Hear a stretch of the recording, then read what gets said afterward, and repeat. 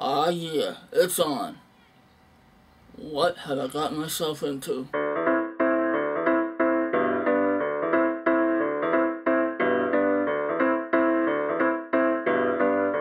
Welcome to week 1 of my video game movie challenge, where I basically try to watch more or less every movie based off a video game. For this game, week 1, I've actually already seen 2 movies, one which was recently added to the list, and I'll get to that in a second. But I just basically want to let you guys know that when it comes to me rating these movies, it's more about the quality of the actual film. It's not about how the movie measures up compared to the actual game. There are plenty of videos and lists out there that will give you that information. I'm basically here just to review and talk about these movies as a whole. Now yes, if I have any knowledge on the game, I will address my concerns with it, but I'm basically here to tell you about the movie. So here we go. Our first movie comes from 1989. It is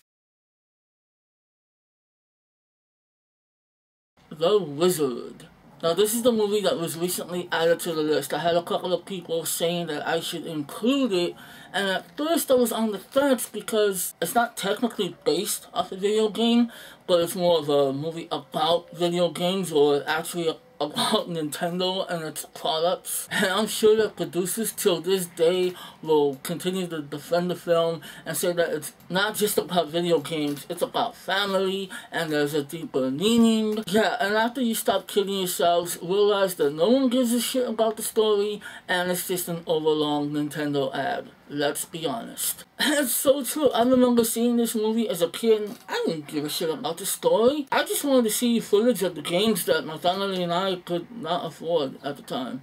Ultimately, I decided to include the film into this challenge and watch it, you know, just for shits and giggles. And to be quite honest, the movie is not actually terrible. There's definitely an undeniable nostalgic factor, but that doesn't mean it's a good movie either.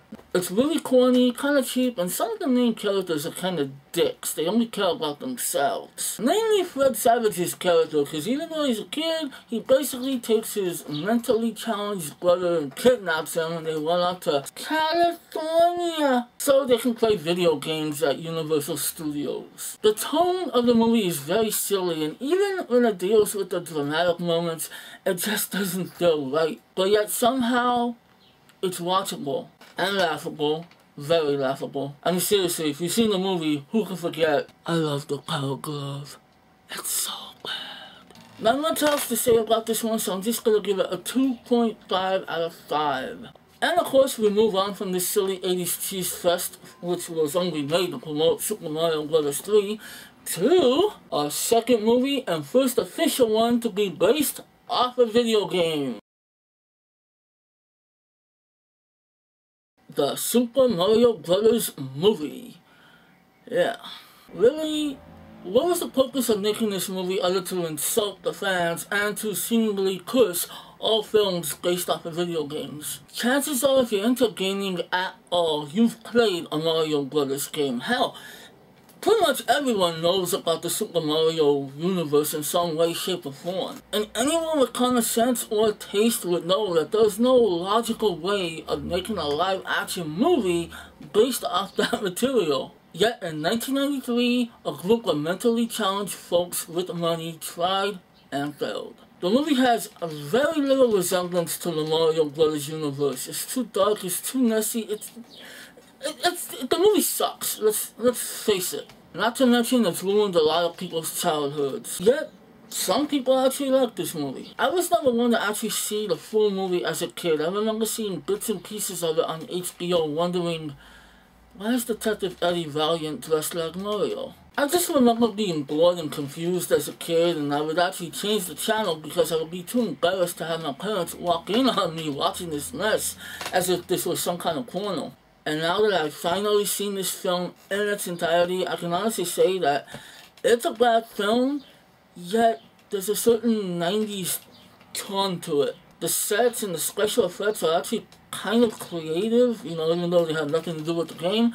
And the movie is slightly, and I mean slightly, entertaining. Bob Hoskins and Dennis Hopper were no doubt embarrassed to have this movie on their resume, but them being pros, They actually did the very best they could with what they had. And I gotta give credit to Bob Hoskins. He actually looks like a good Mario, and with him having that really thick British accent and then transitioning to playing an Italian drummer from Brooklyn was actually quite impressive. And the late Dennis Hopper, you know, he did what he could, I guess. Give me that Devo gun!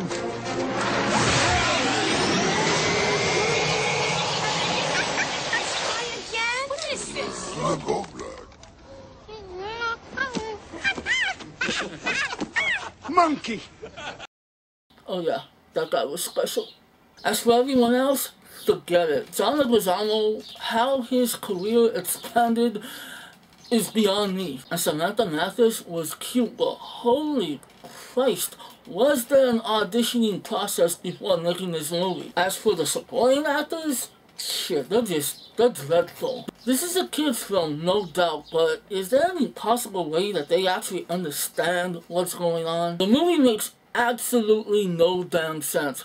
How can anyone understand what's going on? Now, I have to admit, although I don't know what they were trying to do with the Goombas, they're actually kind of funny. Now, I'll never watch this movie again. There's really no need. I felt bad for the fans who were excited for this movie and just basically were crushed. And for anyone who actually likes this movie, well, cool, fine, I guess. One thing is for certain, I'll always remember two things from this movie. One, the way Dennis Hopper says monkey.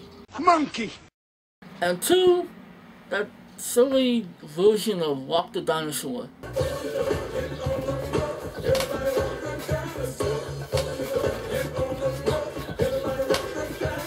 What? It's catchy. I am going to rate this 2 out of 5. I know that's high, but I have no excuse. I really don't. I just didn't hate it as much as I thought I would. There are a few parts that made me laugh, and Dennis Hopper, man, the way he says monkey. Monkey! So that is the end of week 1. Next week we'll have Double Dragon, and I'm gonna try to squeeze in Street Fighter during that week. Oh, Street Fighter. I got some history with that one. So anyway, please like, please comment, please share, send me video responses, you know, of your memories of these movies. And if you're new to my channel, first off, I'm actually surprised you're at this point. Then if you ever hit subscribe, you might not regret it, but then again, you might, I don't know. And stay tuned for week 2, because that one's gonna get quite interesting. Street Fighter. Huh. What?